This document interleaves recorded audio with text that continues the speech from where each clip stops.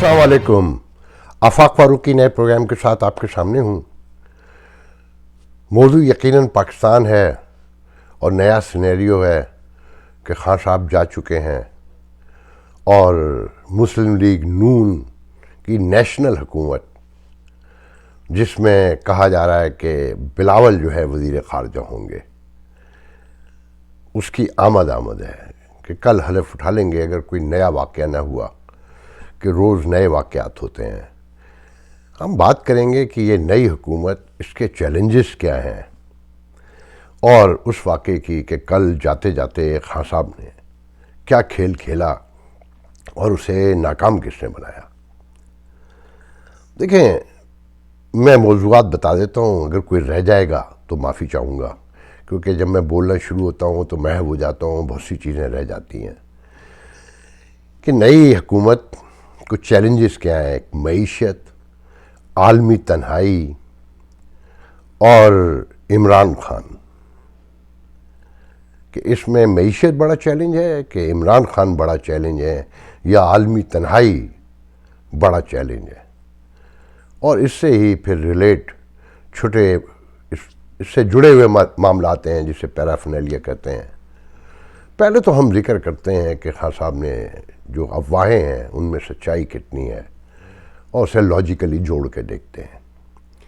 आपने सबने सुन लिया होगा कि खान साहब ने जाते हुए जनरल बाजवा को सैक करने की कोशिश की और चीज़ों को फैज़ हमीद के थ्रू कंट्रोल करने की ख्वाहिश थी कि वो आखिर वक्त तक अड़े हुए थे कि वोटिंग नहीं होगी, और वो स्पीकर जिसे बज़ाहिर अयाज सादिक ने ये कहा कि वो ऑनरेबल तरीके से गए, हम उन्हें सताइश करते हैं उनकी और रिस्पेक्ट देते हैं, जबकि सच ये नहीं है कि वो ऑनरेबल असद कैसर रोज़े से थे और झूठ बोलते रहे कि शाम में कराएंगे वोटिंग, और लंबी लंबी तकरीरें कराते रहे, और वो ज़मीन आसमान के गुलाबे मिलाता रहा, जिसका नाम है शाह महमूद कुरैशी, और जो इस सारे ड्रामे का स्क्रिप्ट राइटर भी लोग कहते हैं कि वो सबसे ज़्यादा शहबाज गिल, जिसके बच्चे अमेरिका में रहते हैं, ये दो अफराद, और आज़म जो प्रिंसिपल सेक्रेटरी हैं आज़म खान, और फिर दूसरे वज़ीरों के नाम आते हैं। देखें, जब सुप्रीम कोर्ट और लाहौर हाई कोर्ट रात को खोले गए, और ख़ासकर इस्लामाबाद हाई कोर्ट, ख़ासकर मौलवी इकबाल हैदर जब पटिशन लेकर जाता है तो कराची से पेशावर तक लोगों को पता है कि वो सादा लिबास में कर्नल है। वो उन्हीं के मफादात के लिए एप्लीकेशंस लेके जाता रहा है, उसकी एक पूरी तारीख़ है। जब उसकी एप्लीकेशन को सर्व करने के लिए रात 12 बजे लाहौर इस्लामाबाद हाई कोर्ट खोली जा रही थी, तो समझने वाले समझ चुके थे, और जो एप्लीकेशन थी, जो पटिशन थी कि कोई तकर्री, कोई तबादला, कोई तरक्की नहीं कर सकता वज़ीर आज़म जाने वाला, जिसके ख़िलाफ़ तहरीक अदम एतमाद आई हुई है और जिसके हारने के चांसेस भी हैं। तो कहते हैं कि जी नोटिफिकेशन, ये मुझे वाशिंगटन से किसी ने बताया कि नोटिफिकेशन तैयार भी हुआ, मगर आगे नहीं बढ़ सका क्योंकि आधी से ज़्यादा कैबिनेट राज़ी नहीं थी। और कुछ लोगों का कहना यह है कि जनाब वो वज़ारत दिफा तक पहुंच भी गया था और जनरल फैज़ हमीद को बता दिया गया था कि जी आपकी तरक्की हो गई है, मगर उन्होंने डर के, क्योंकि उनके सामने एक सबक मौजूद था नवाज शरीफ व जनरल ज़ियाउद्दीन भट्ट वाला, कि बाद में जनरल ज़ियाउद्दीन भट्ट को जेल भी काटनी पड़ी, पेंशन से भी हाथ धोने पड़े, और भागा दौड़ियाँ, एक तारीख़ है पूरी।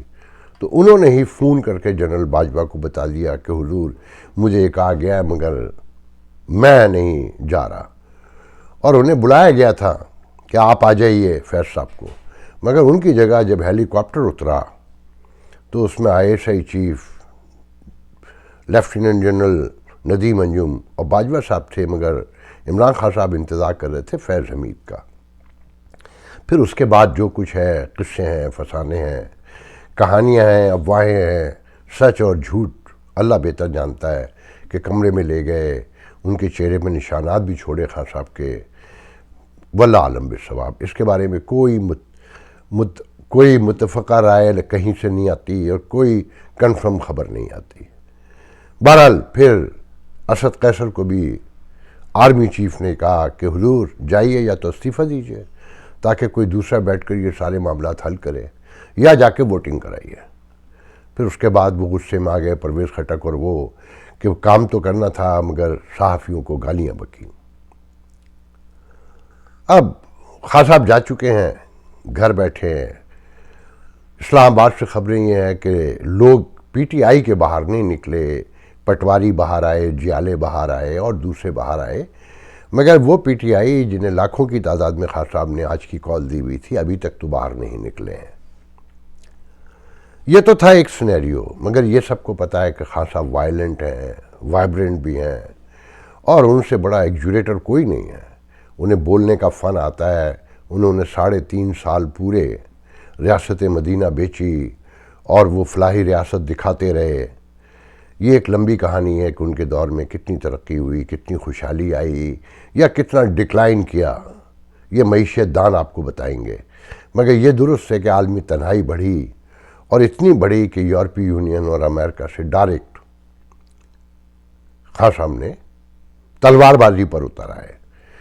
وہ امریکہ جہاں آئی ایم ایف ہے، جہاں یونائٹڈ نیشن کا مین دفتر ہے، جہاں تمام مالیاتی فائنینشیل ادارے ہیں، اور ابھی تک دنیا کی جو اکانومی لوگ جو ممالک چلا رہے ہیں وہ سب کے سب امریکہ کے الائز ہیں۔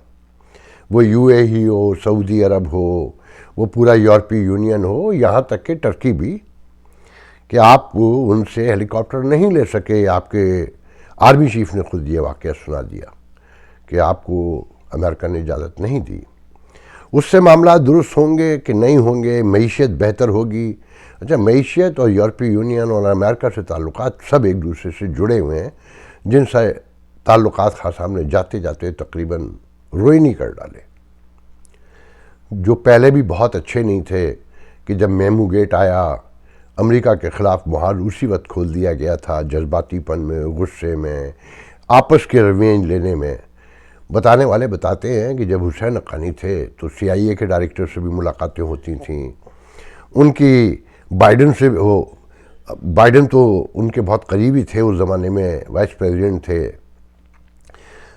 اوباما سے بھی ملاقاتیں ہوتی تھیں، مائک ملن جو ہے ان کے گھر آ کے کھانا کھا لیا کرتے تھے، تو ان پر غداری کا الزام لگا۔ اس کے بعد شیری رحمان جب آئیں تو انہوں نے صاف کہہ دیا تھا کہ میں زیادہ قریب نہیں جاؤں گی امریکنز کے، کیونکہ مجھے پاکستان میں پالیٹکس کرنی ہے، اور امریکہ کے قریب جو جاتا ہے اسے پاکستان میں خراب کر دیا جاتا ہے۔ تو کمیونٹی کے ساتھ بیٹھی رہیں، چھوٹے موٹے ڈپٹی انڈر سیکرٹری سے مل لیا کرتی تھیں، یا پاکستان کے جو یہاں سینئر صحافی رہتے ہیں ان کے گھروں میں بیٹھ کے شغل لگاتی رہیں، کھانے کھاتی رہیں، پیتی رہیں، پلاتی رہیں۔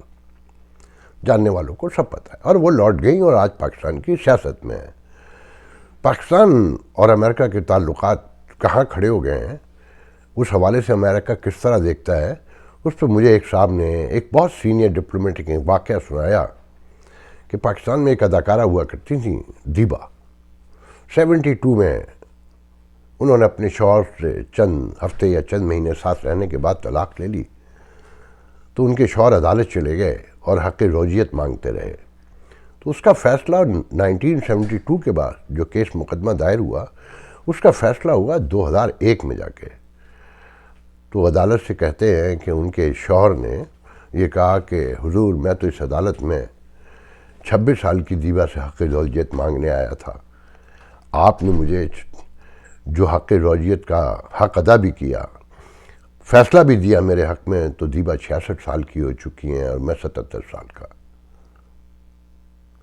تو کہنے والے کہتے ہیں یہ تعلقات وہاں جا کے کھڑے ہو گئے ہیں کہ دونوں اس قابل نہیں رہے کہ ایک دوسرے کے لیے کوئی ہیلپ آؤٹ کر سکیں، یا وہ پرانے گریونسز جو اتنے گہرے ہو چکے ہیں کہ انہیں بھرنا ناممکن سا نظر آتا ہے۔ مگر ناممکن دنیا میں کچھ نہیں ہے۔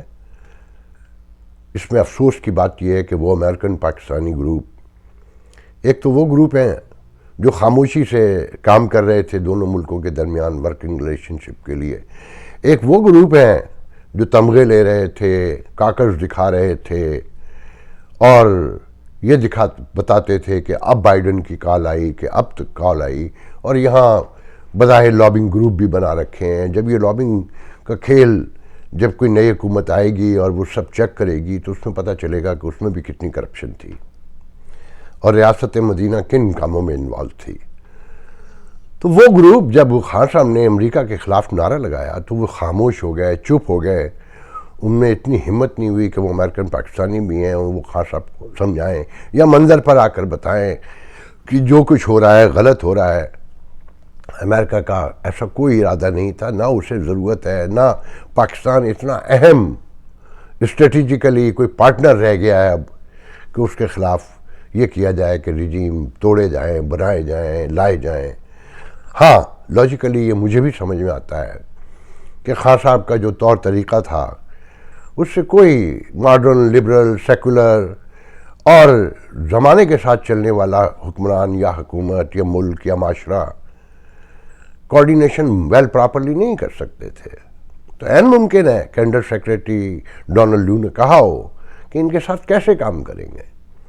اس بات کا فسانہ بنا دیا گیا. وہ تو خیر اب انکوائری ہوگی, تحقیقات ہوں گی, اسد مجید آئیں گے جو ایک نکمے ترین سفیر تھے اور ثابت ہو گیا کہ وہ آخر میں کتنا بڑا گن گھول گئے اور انہیں کیوں برسلز دیا گیا کہ جبکہ وہ یہاں پر 3.5 سال تقریباً رہے انہوں نے کچھ نہیں کیا. یہ جاننے والے سب جانتے ہیں. اب دیکھیں اس نئی حکومت کے مسائل بہت بڑے ہیں. کیا خان صاحب انہیں حکومت کرنے دیں گے؟ کل اگر وہ استعفیٰ دے جاتے ہیں تو 90% تو سیاست ان کی ختم ہو جائے گی اگلے الیکشن تک.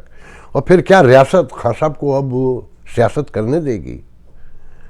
ہمارے سامنے جو مثالیں ہیں اس میں تو نہیں نظر آتا.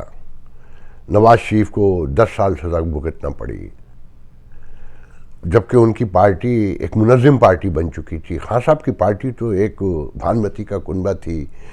جو لوگ آج ڈیسیجن لے رہے تھے ان کی پارٹی میں, جو انہیں یہاں تک لائے, ان کا پارٹی سے کوئی لینا دینا نہیں تھا. وہ جمع کیے گئے تھے, وہ اپنی ضرورتوں, اپنی مجبوریوں, اپنے تقاضوں کے مطابق اس پارٹی میں آئے تھے اور ان کی ایک پوری تاریخ ہے. ورکر تو پہلے ہی ناراض ہو چکا تھا. اب کیا ورکر باہر نکلے گا, وہ روزانہ سڑکوں پر آئے گا, دھرنے دے گا 126 دن یا اس کے آدھے دن یا 2 ہفتے یا 1 ہفتہ یا روزانہ 3 گھنٹے, یا خان صاحب کو یہ اجازت ملے گی؟ اور کیا خان صاحب فارن فنڈنگ کیس سے بچ جائیں گے کہ جاتے ہوئے ان سے پنگا لے لیا جو انہیں لے کر آئے تھے, کندھے پہ بٹھا کر لے کر آئے تھے؟ میرے خیال میں یہاں اسٹیبلشمنٹ کے لیے بھی ایک بڑا سبق ہے کہ آپ کا ہر تجربہ ناکام ہوا, آپ کی ہر فارمولہ آپ کا ناکام ہوا. آپ کی ضدیں, آپ کی خود پرستی اور آپ کی بھی انا پرستی خان صاحب کے ساتھ آپ کو یہاں تک لے آئی کہ آج سوشل میڈیا پر آپ کے خلاف کتنی خوفناک مہم ہے. اور یہ مہم وہ چلا رہے ہیں جن کے لیے آپ نے پورے نظام کو تتر بتر کر دیا. پاکستان آج معاشی اور عالمی تنہائی کا شکار ہے. آج کوئی دور تک روشنی کی کرن نظر نہیں آتی. امید ہے کہ آپ نے سبق سیکھا ہوگا اور آپ ان معاملات سے اب دور رہیں گے کہ یہ آپ کی نہ تربیت تھی, نہ یہ ٹریننگ تھی, نہ اس کام کے لیے آپ کو کانسٹیٹیوشنلی رکھا گیا تھا. آپ ایک مقدم, محترم, مقدس ادارہ صحیح, اور سب آپ کے ساتھ چلنا چاہتے ہیں کہ آپ کے بغیر ملک نہیں رہ سکتا. مگر آپ بھی یہ سمجھیں کہ معاشرے کی آزادی, اس کی خوشحالی, ترقی کے بغیر آپ بھی نہیں رہ سکتے. اگر آپ ساتھ رہنا چاہتے ہیں اور ان کو بھی ساتھ رکھنا چاہتے ہیں ایک جغرافیے میں, تو سب کو اپنا اپنا کام سمجھنا ہوگا. اب ضرورت اس بات کی ہے کہ نہ انتقام لیا جائے, نہ کسی کی بڑی بڑی غلطیاں معاف کی جائیں, مگر شہباز شریف سے لے کر آنے والے آرمی چیف تک سب کو ایک بات سمجھنی ہوگی کہ جیسے خان صاحب نے انتقام کا تاثر پیدا کر کے بہت سارے سچ کو بھی جھوٹ بنا دیا, اگر انہوں نے بھی یہی کیا تو پھر اللہ ہی جانے کون بشر ہے. دیکھیں اس وقت اصل مسئلہ تو یہ ہوگا سی پیک, جو ان کے ایمبیسڈر نے اور ان کی وزارت خارجہ نے چین کے کہہ دیا کہ امید ہے کہ نئی حکومت کے آنے سے سی پیک پر اثر نہیں پڑے گا. مگر سی پیک اب ایسے نہیں چل سکتا. کیا امریکہ اور چین کے درمیان ہم کوئی درمیانی راستہ ایسا بنا سکیں گے ہمارے پاس وہ لوگ ہیں جو امریکہ کو بھی مطمئن کر سکیں اور چائنا کو بھی مطمئن کر سکیں اور ہم اپنے کاروباری مفادات کو پورا کر سکیں. یہ ایک بہت بڑا چیلنج ہوگا. اور پھر جس طرح ادارے ٹوٹ گئے ہیں، بکھر گئے ہیں، بیوروکریسی شتر بے مہار سے لے کے خوفزدہ ہے، کیا ان کے ذریعے اب ریاست مینیج ہوتی رہے گی؟ اور شہباز شریف، نواز شریف یا زرداری، ان پر جو پہلے کے الزامات ہیں، کیا ان سے انہوں نے کوئی سبق سیکھا؟ دیکھیں، میرا یہ کہنا تھا کل تک کہ خان صاحب کو جانا نہیں چاہیے. خان صاحب کی دروغ گوئی، ان کی لفاظی، ان کا رومانسزم اور ان کا جو فینٹیسی ہے، وہ ایک چیک اینڈ بیلنس کے بہت بڑے کام آ سکتا ہے. اور خان صاحب آہستہ آہستہ بلا شبہ میچور ہوں گے یقیناً پولیٹیکلی. اس سے تو ایج وائز تو بہت میچور ہیں، مگر پولیٹیکلی میچور ہوں گے تو پاکستان کو اس سے فائدہ پہنچے گا، جمہوریت میں نکھار آئے گا، استحکام آئے گا. مگر خان صاحب نے جو کیا ہے، لگتا نہیں ہے کہ انہیں ریاست سامنے آنے دے گی اور انہیں کام کرنے دے گی، یا وہ مقدمات جو بننے جا رہے ہیں جو میں ابھی ذکر نہیں کروں گا، ان سے خان صاحب بیل آؤٹ ہو سکیں گے. تو ان ساری چیزوں کی روشنی میں دیکھنا یہ ہے، سب سے بڑا مسئلہ تو یہ ہوگا کہ لوگ جو خان صاحب کو فالو نہیں کرتے تھے، انہیں جواب دینا ہوگا کہ یہ جو موجود نظام ہے، اگر اس میں بنیادی تبدیلیاں نہ کی گئیں، بتدریج کرنی ہوں گی. ایک راتوں رات دنوں میں یا 6 مہینے میں سب نہیں بدل جائے گا. اس کے لیے کام کرنا ہوگا، مگر نظر آنا چاہیے کل سے تبدیلی محسوس ہو کہ ہاں، کہ ہم نے زندگی سے، تاریخ سے، حالات سے اور موجود کرنٹ سچویشن سے سیکھا ہے، اور ہم یہ تبدیلیاں آپ کر کے دکھائیں گے. سب کو پتہ ہے کہ وہاں کیا تبدیلیوں کی، اکثر لوگ کہتے ہیں کہ میں حل نہیں بتاتا. جو میں بتاتا ہوں اس کو الٹ کر کے دیکھ لیں، وہ سارے حل ہیں. کہ بنیادی تبدیلی چاہیے. اب لوگوں کی خوشحالی، لوگوں کی سلامتی، بقا، روزگار، صحت، تعلیم، یہ سب چیزیں ایک دوسرے سے جڑی ہوئی ہیں. اگر آپ اپنا اسٹرکچر تبدیل کرنے کی خواہش رکھتے ہیں، جو امریکہ بھی کہتا ہے، جو یورپ بھی کہتا ہے، وہ آپ کے دوست ہیں، دشمن نہیں ہیں. کسی نے یہ نہیں کہا کہ آپ ریاست مدینہ کے قوانین کو فالو نہ کریں، آپ روزہ نہ رکھیں، نماز نہ پڑھیں، آپ رسول صلی اللہ علیہ وسلم کا نام نہ لیں، آپ سب کچھ کریں. امریکہ میں بھی ہوتا ہے، یورپ میں بھی چرچ ہیں، سب جگہ ہے. مگر لوگوں کے ایک دوسرے کے معاملات میں مداخلت سے گریز کریں. آپ امریکہ اور یورپ کو شکست دینے کے خواب دیکھنا چھوڑ دیں، نعرے مارنا چھوڑ دیں. آپ سائنس میں، ٹیکنالوجی میں اور اسپیس ٹیکنالوجی میں، اور آج ڈیجیٹل کرنسی آ رہی ہے، اس کے معاملات سے لے کر انرجی کے سیکٹر میں اپنی کوئی کارہائے نمایاں انجام دے. آپ نے تو وہ ماحول بنا دیا ہے کہ آپ کے ذہین آدمی جیسی آگے بڑھنے کی کوشش کرتا ہے اسے سنپ کر دیتے ہیں اور وہ باہر چلا جاتا ہے. وہ انہی امریکہ اور انہی یورپی ممالک میں آ کے ان کے لیے کام کرنا شروع کر دیتا ہے. آپ اپنے لوگوں کے لیے اسپیس پیدا کریں. اگر آپ یہ نہیں کریں گے تو پھر نعرے مار کر عوام کو بیوقوف بنا کے ریاست مدینہ دکھا سکتے ہیں، جو صرف آپ کی تباہی، بربادی کی ذمہ دار ہوگی اور کچھ نہیں ہوگی. تو یہ مذہبی معاملات اپنے گھروں تک رکھیں. آپ یہ سوچنا چھوڑ دیں، سمجھنا چھوڑ دیں کہ دنیا آپ کی مخالف ہے. اپنی کریکشن کرنے کی کوشش کریں. اور اگر دنیا مخالف بھی ہے اور آپ اپنے کام جانتے ہیں، اپنا ہنر جانتے ہیں، آپ محنت کر رہے ہیں، جد و جہد کر رہے ہیں، اپنے معاملات درست کر رہے ہیں، تو کوئی آپ کا کچھ نہیں بگاڑ سکتا. آپ کا امپورٹ بل جو ریاست مدینہ بنا رہے تھے یا ریاست مدینہ کے حق میں سب نعرے لگا رہے ہیں، آپ لوگ یاد رکھیں یہ جو امپورٹ بل ہے ان کی وجہ سے ہے، جو آپ کے اصل خسارے کا سبب ہے کہ آپ کی ایکسپورٹ $30 بلین کی ہے تو امپورٹ 45 بلین سے $55 بلین تک ہے. تو یہ جو اس وقت بھی $20 بلین کا خسارہ ہے، یہ ٹوتھ پیسٹ سے لے کر بلی کے گوشت اور بلی کے فوڈ سے لے کر چیز اور باقی چیزیں جو آپ لگژری آئٹم آتے ہیں ان پہ غور کریں. وہ کون استعمال کرتا ہے؟ وہ خان صاحب کے چاہنے والے استعمال کرتے ہیں. وہ غریب لوگ نہیں کرتے جو کالے کوئلے سے بھی اپنا ٹوتھ کر پیسٹ جو ہے پیسٹ کر لیتے ہیں. جو زندگی کو سرسوں کے تیل سے بھی گزارا کر لیتے ہیں، کالا صابن یوز کر لیتے ہیں. غور کیجئے گا ان باتوں پر. تو ریاست مدینہ بنانے کے لیے بہت ساری چیزوں کی ضرورت ہے. اپنی کریکٹر بلڈنگ کی ضرورت ہے جو کہیں موجود نہیں. اور کریکٹر بلڈنگ یاد رکھیے گا کہ ریاست کرتی ہے اپنے قانون، اپنے انصاف اور اپنے میرٹ سے. تو اس میں جو اصل مسئلہ ہے، جو آخر میں میں کہتا چلوں کہ ملک کو معاشی دیوالیے سے بچانا ہے، وہ آئی ایم ایف جس پر مسلم لیگ نون، زرداری سب تنقید کرتے رہے ہیں کہ آئی ایم ایف کا جو پیکیج ہے وہ پاکستان کی خود مختاری کے خلاف ہے، جو اس وقت معطل ہے.